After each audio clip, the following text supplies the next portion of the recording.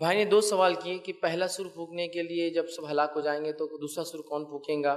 انشاءاللہ عزیز میں کہوں گا کہ اس کی تفصیلات جو ہے خبر سے محشر تک میرا ایک پورا تفصیلی عنوان پرسوں کے دن آ رہا ہے تاخرات میں، جس میں پورا وہ کروں گا. بس سرسری آپ کو چونکہ آپ نے سوال کیا بول دیتا ہوں.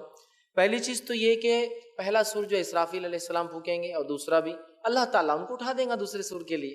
ٹھیک ہے، تو پہلا وہ پھونکیں گے، سارے تمام لوگ ختم ہو جائیں گے، فرشتے ختم ہو جائیں گے.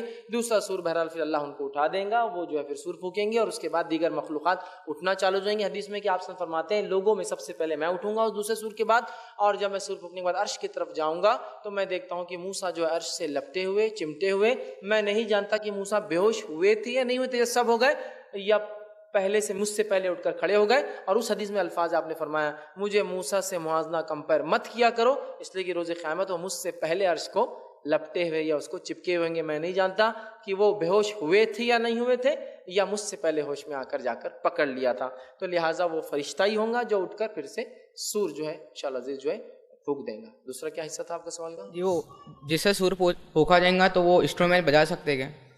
بھائی نے سوال کیا جو چیز سے سور پھونکا جائیں گا تو سور کی کیفیت حدیث میں آتی ہے کہ جس جانور کے سینگ جیسا ہوتا ہے چھوٹا اور پھر بڑا، جیسا کچھ آلہ ہوتا ہے بجنے کا ہوتا ہے نا جو چھوٹا وہ، تو یاد رکھیے سور جو پھونکنا ہے وہ ایک خاص عمل ہے. اس سے مطلب آواز نکلیں گی اور وہ بڑھتی اور بڑھتی اور بڑھتی چلی جائیں گی، اور جیسے جیسے لگیں گی تمام چیزیں ہلاک اور کائنات کی برباد ہونا چالو ہو جائیں گی.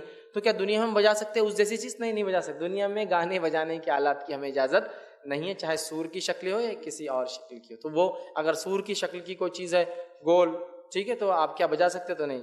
بجانے کے آلات دنیا میں جائز نہیں ہے سوائے چند موقعوں پر. دف بجانے کے چند موقعوں پر، وقت نہیں ہے، میرا ایک عنوان ہے اس پہ آپ دیکھ سکتے کب انسان خوشی میں دف بجا سکتا ہے. تو بہرحال کون سے مواقع پر؟ تو بہرحال خوشی کے موقع پر یا کہ وہ منت مانگ لے تو دف بجانے کا ثبوت ملتا ہے، لیکن اس کے علاوہ کسی میوزیکل انسٹرومنٹ کو بجانا درست اور جائز نہیں ہوگا.